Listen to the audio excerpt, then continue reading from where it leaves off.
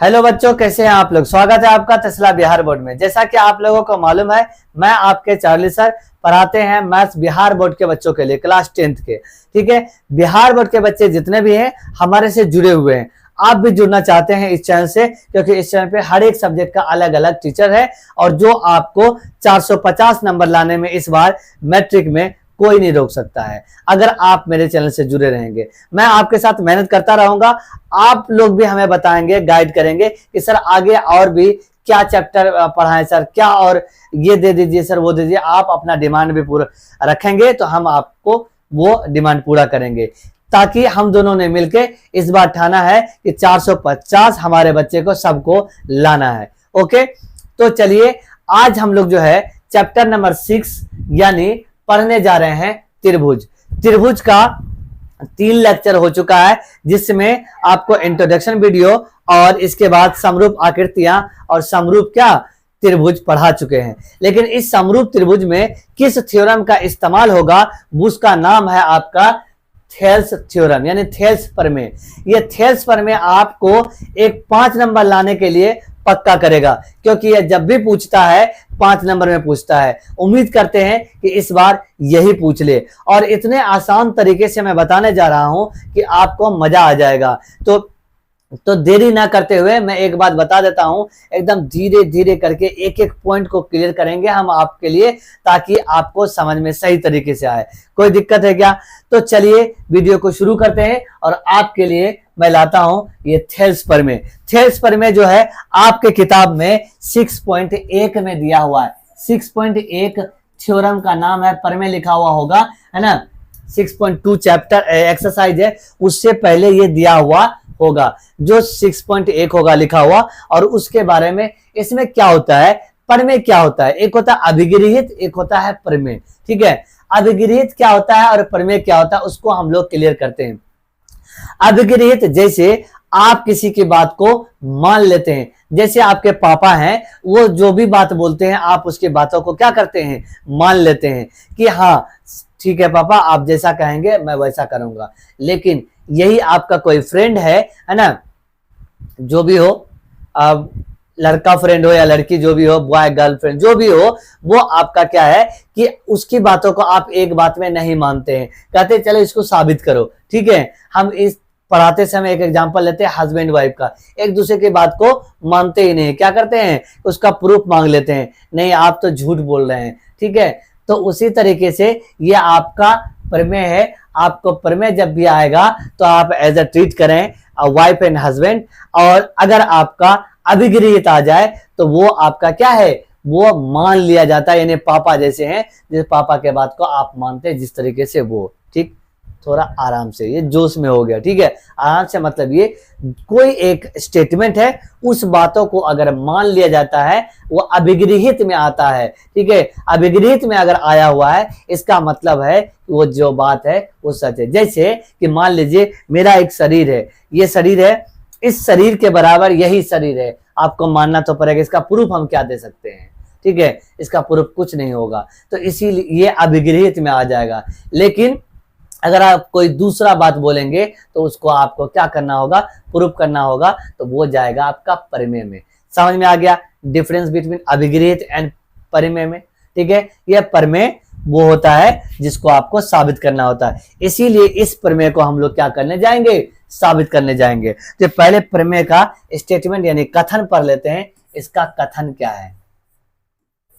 अच्छा, एक बात बता देते हैं, ये कथन जो है पूछा भी जाता है, आपको ऐसा नहीं बोलेगा कि हो सकता है ये स्टेटमेंट आपको बोल दे तो आप वैसा ही बनाएंगे जैसा भी बनाने जा रहे हैं, या आपको बोलेगा कि थेल्स प्रमेय का कथन तथा उसको साबित करें, सिद्ध करें। मतलब कि आपको कथन भी ये याद करना है, इसके बाद उसको साबित भी करने बोलेगा। समझ में आया? तो ये हुआ कि ये जो भी है आपका कथन भी है, और अगर आपको कथन बोल देगा वो लिखने तो ये आप याद कर लेंगे, और अगर पहले से दिया रहेगा तो मजे ही मजे हैं। ठीक है, और इस थेल्स प्रमेय को आधारभूत समानुपातिकता प्रमेय भी कहा जाता है। तो ये बात आप याद रखेंगे, जिसको बीपीटी इंग्लिश में बेसिक प्रोपोर्शनलिटी थ्योरम कहते हैं, जो होता है आधारभूत समानुपातिकता प्रमेय। ठीक है, आपको उम्मीद करते हैं समझ में आ गया होगा। ठीक है, अब यह है क्या, बोला किसी त्रिभुज की एक भुजा के समांतर, कोई त्रिभुज है, ठीक है, और कोई एक भुजा के समांतर, इस भुजा के समांतर कोई एक लाइन खींची जाए तो अन्य दो भुजा को, ये जो दो भुजा पे जहां टकराया है जाके ये वाली लाइन, अन्य दो भुजा को समान अनुपात में, ठीक है, यानी एक ही अनुपात में क्या करते हैं, एक ही अनुपात में विभाजित करते हैं, एक ही अनुपात में क्या करते हैं, विभाजित करते हैं। ये हमारा स्टेटमेंट है। क्या बोले कि कोई एक त्रिभुज है, ठीक है, ए बी सी एक त्रिभुज है और इस साइड के समांतर खींचा, तो इस साइड के समांतर जैसे ही खींचा, ये और ये, तो ये वाला साइड और ये वाला साइड को समान अनुपात में विभाजित करेगा। यही हमको क्या करना है, साबित करना है। तो चलिए साबित करते हैं। ये हम लोग क्या किए हैं, थोड़ा सा डिजाइनदार फोटो ले लिए हैं, आपको समझ में आए। ए बी सी और डी ई यही दिया हुआ है आपका, ठीक है, क्या दिया हुआ है, जो भी दिया हुआ है, ठीक है। तो ये आपका क्या है, जो दिया हुआ है वो ब्लू में आपको दिख रहा होगा, ठीक है। तो इसमें सबसे पहले क्या होता है, लिखना होता है हमको दिया है। क्या लिखना होता है, दिया है। क्या दिया है,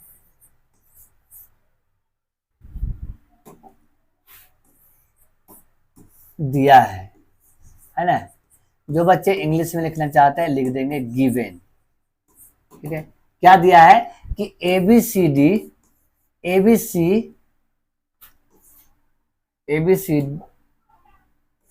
एबीसी एक क्या है, त्रिभुज है। एबीसी एक त्रिभुज है जिसमें डीई के समांतर बीसी है। ये समांतर का साइन होता है ऐसा, ठीक है, समांतर है। इतने सा बात दिया हुआ है, तो हमको साबित क्या करना है, सिद्ध करना है, सिद्ध करना है ना, टू प्रूफ। जो साबित करना होता है, तो साबित क्या करना है कि ये जो भुजा को बांटा है A D by D B, A D by D B बराबर होगा ए ई बाई इसी के। ये हमको करना है क्या, प्रूफ। ओके, तो इसके बाद थ्योरम में क्या होता है, चार चीजें होती है, जो दिया हुआ है, जो साबित करना है, इसके बाद हम कुछ अपने मन से ड्रॉ करते हैं, तो वो यानी कि कंस्ट्रक्शंस में जाता है, यानी रचना में जाता है, और उसके बाद लास्ट में हम उसको प्रूफ करते हैं। क्या करते हैं, प्रूफ यानी प्रमाण देते हैं, ठीक है। तो अब जाएगा रचना। रचना कुछ कर रहे हैं हम क्या, कि ये जो डी है सी से मिलाया और ये जो बी है ई से मिलाया, तो लिखेंगे डी को सी से तथा बी को ई से मिलाया, ठीक। अगला क्या है हमारा, अगला क्या करते हैं, ये जो लाइन दिख रहा है ना भाई आपको, ये वाली लाइन, ठीक है, तो ये लाइन हम यहां पे डाले हैं क्या, लंब डाले हैं, यानी परपेंडिकुलर डाले हैं। मतलब कि जो डी एम है वो इस पे डाल दिया, ये एसी पर,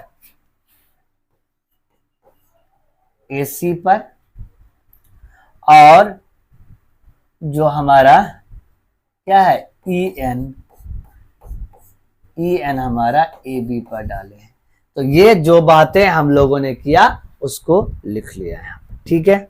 अच्छा सर, कोई बात नहीं, आगे बढ़ जाइए। अगला में भी हम उसी तरीके से फिगर लिए हुए हैं, है ना, और ये कर देते हैं। अब इसमें ब्लू ब्लू नहीं करेंगे, आपको समझ में आ गया होगा।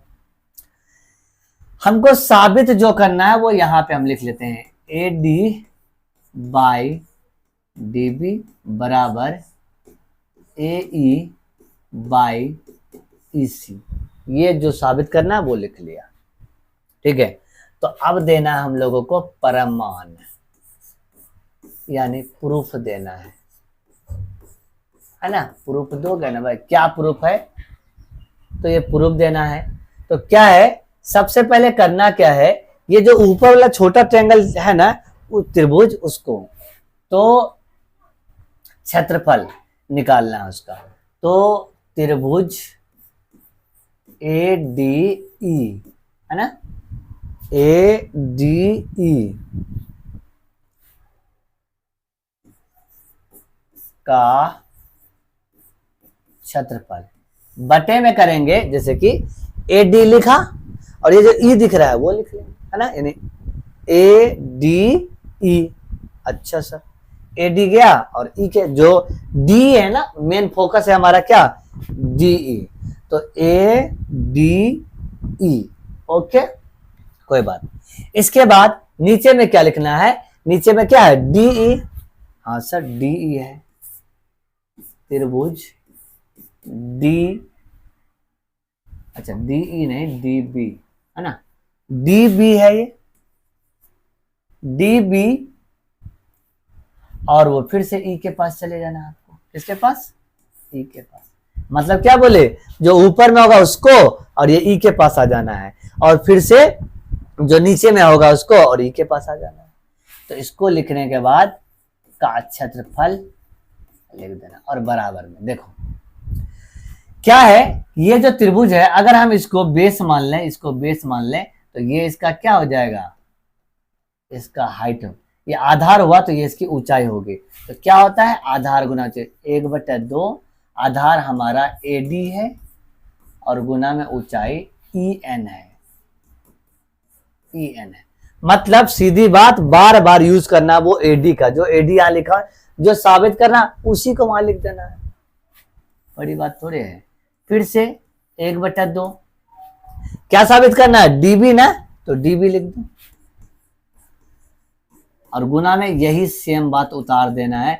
कुछ नहीं देखना है आपको, क्या हाइट है, क्या क्या है, नहीं है, कुछ नहीं, जो ऊपर में उसी बात को उतार देना है। यहाँ पे हुआ क्या, 1/2 से 1/2 कट गया, ई एन से ई एन कट गया, और हमारा आया है A D by D B. ये समीकरण 1 मान लेंगे आप। दोबारा चलेंगे उसी त्रिभुज में, जो ऊपर वाला छोटा है, छोटा वाला में क्या चले हम लोग, ए डी ई चले हैं। अच्छा सर, लेकिन हम कहेंगे कि जो साबित करना है उसी को लेकर चलो, ए ई, और फोकस इस बार उल्टा आ जाना है डी के तरफ, तो डी के तरफ आ गए। अच्छा सर, डी के तरफ आ गए, तो क्या ए डी ई और ए ई डी में क्या फर्क है, ए डी ई या ए ई डी, दोनों एक ही बात है, इसीलिए ए डी ई ही लिख देंगे। त्रिभुज ए डी ई का क्या, क्षेत्रफल, क्षेत्रफल, और बटे में इस बार क्या करेंगे, वही जो साबित करना है, ईसी साबित करना है, तो त्रिभुज ईसी और डी के पास वापिस आना है, क्योंकि डी इस बार मेन फोकस है हमारा, ठीक है, का क्षेत्रफल। अब क्या करेंगे, तो इस बार 1/2 गुना, इस बार तो ए ई लेना है। अच्छा सर, ए ई लेना है, ले लेंगे सर। इसके बाद ये डी जो मेन फोकस है, वहां से ये जो डाले हैं आप, वहां जैसे ई मेन फोकस था, यहां से डाले थे तो इसे लेना, ये डी से जो डाले हैं वो एम के तरफ आ जाएंगे। अच्छा, फिर 1/2, और हमको क्या साबित करना है भाई, ईसी ना, तो सर ईसी ले लीजिए ना, ईसी, ठीक है, ये डी एम, तो यहां भी डीएम हो गया, तो डीएम से डीएम कटा, 1/2 से 1/2 कटा, बचा क्या हमारा, ए ई बाई ई सी। ये जो साबित करना है वही हमारा अभी बचा हुआ है, ठीक है, कोई दिक्कत। इतना सा आने के बाद अब आपको कुछ करना होगा अलग से काम। क्या है कि आप अगर गौर से देखें, अगला पेज लें क्या, ठीक है, अगर गौर से देखें यहाँ पे कि ऊपर में जो है सेम त्रिभुज है, ऊपर में क्या है, सेम त्रिभुज है, और यहां भी वही त्रिभुज है। अच्छा, नीचे में अलग त्रिभुज है। किसी भी दो समीकरण के अगर एक साइड बराबर हो जाते हैं तो दूसरे साइड भी क्या हो जाते हैं, बराबर हो जाते हैं। ठीक है, तो वही बराबर करने की कोशिश करेंगे। अगर ये और ये दोनों का क्षेत्रफल बराबर हो जाए, मेरा कहने का मतलब ये है, आगे हम दिखाते हैं। जैसे ये 5/6 है और अगला 5 कुछ भी है, x है। ठीक है, तो ऊपर तो सेम है, ये बराबर मान लो राम का कुछ पहलू है। ठीक, और इसका बराबर मान लो कुछ भी सीता का है। ठीक है, तो अगर ये 6 हो जाएगा तो इसका मतलब है कि राम का और सीता का दोनों का वैल्यू 5/6 हो जाएगा। ठीक है, तो वही है मेरा कहना, ऊपर में तो सेम है लेकिन नीचे में भी अगर सेम हो जाए तो जो भी वैल्यू राम का आएगा वही वैल्यू किसका आ जाएगा, सीता का वैल्यू आ जाएगा। तो यही मेरा कहने का तात्पर्य है। तो वही हम लोग करने जा रहे हैं उसको। ठीक है, तो उसके लिए हमको अलग से पेज लेना ही होगा। ठीक है, तो ले लिया हम लोग पेज। तो अगला बात वो समझाने जा रहे हैं हम लोग कि वो लिखेंगे क्या। ठीक है, जैसे पिछला पेज है ना, हाँ ठीक। तो जो वो त्रिभुज दिख रहा था हम फिर से उसको बनाते हैं। ठीक, यहाँ पे ऐसा, यहाँ पे इस तरीके से, यहाँ पे इस तरीके से। ठीक, देखो जो त्रिभुज हम लोगों ने लिया है ये वाला लिया है। अच्छा सर, और ये वाला लिया है। कौन सा लिया है, ये वाला, ये वाला लिया है। ठीक, दोनों त्रिभुज। ठीक है, एक 9वीं कक्षा में थ्योरम है कि अगर किसी भी दो पैरेलल, दो समांतर लाइन हो और उसका बेस सेम हो, ये बेस मान लो, बेस ये, ठीक है, ये बेस, और यहां से कोई एक ट्रायंगल बन रहा है, एक बना, और यहां से कोई एक त्रिभुज बन रहा है, तो दो को बना। तो दोनों त्रिभुज जो है हमारा, ये वाला त्रिभुज और इधर वाला त्रिभुज, दोनों त्रिभुज का जो क्षेत्रफल होगा वो समान होगा। ये हम लोग कक्षा 9वीं में पढ़े हैं।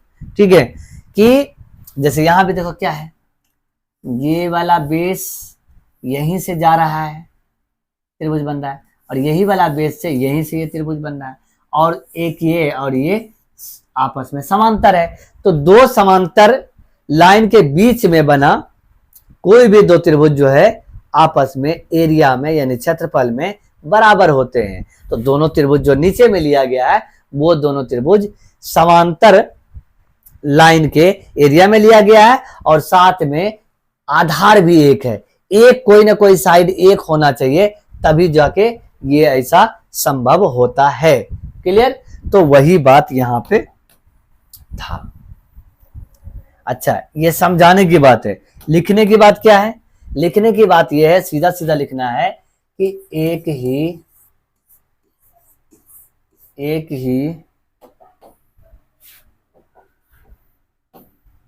ये हम मिटाते हैं। ठीक है, एक ही समांतर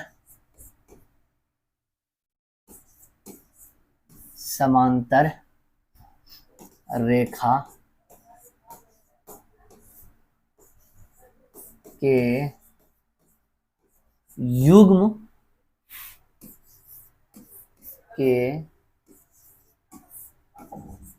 बीच, है ना, समांतर रेखा, जहां पे समांतर रेखा है वहां पे हम लिख देते हैं जो भी है, DE समांतर BC, है ना, एक ही समांतर रेखा D समांतर BC के बीच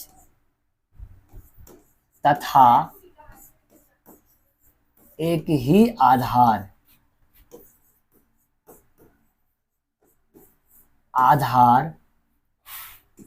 DE, है ना। ऐसा करते हैं, इसको भी थोड़ा सा छोटा कर देते हैं ताकि आपको कम लैंग्वेज लिखना पड़े। ठीक है, एक ही समांतर रेखा डी तथा एक ही आधार डी के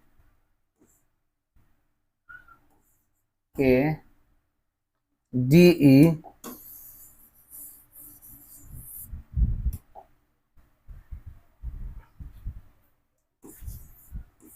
के बीच बना है ना। अब कौन बना है, ठीक है, इसको पहले इसलिए लिखे हैं कि आपको समझ आ जाए। ठीक है, अब कौन बना है जी, बना है त्रिभुज ADE तथा त्रिभुज AED। त्रिभुज ADE तथा त्रिभुज AED एक ही समांतर रेखा DE समांतर BC तथा एक ही आधार DE के बीच बना है। और जैसे ही दोनों बीच बना है, इसीलिए दोनों ही त्रिभुज का जो क्षेत्रफल होगा वो हमारा क्या होगा, बराबर होगा।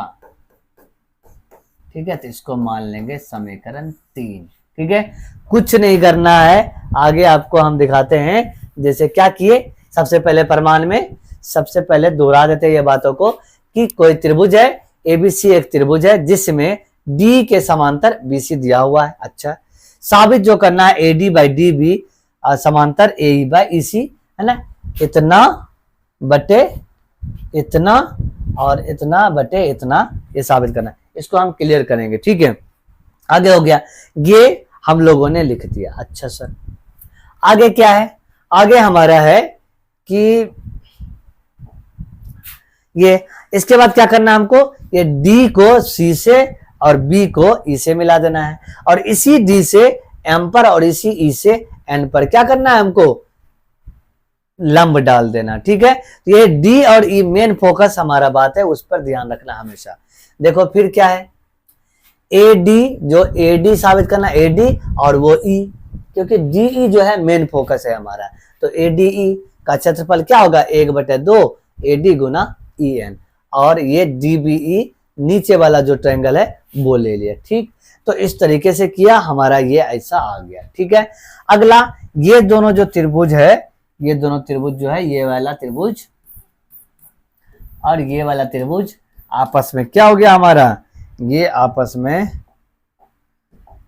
में दोनों ही बराबर हो गया। तो इसका मतलब है कि ये वाला और ये वाला आपस में क्या हो गया, बराबर।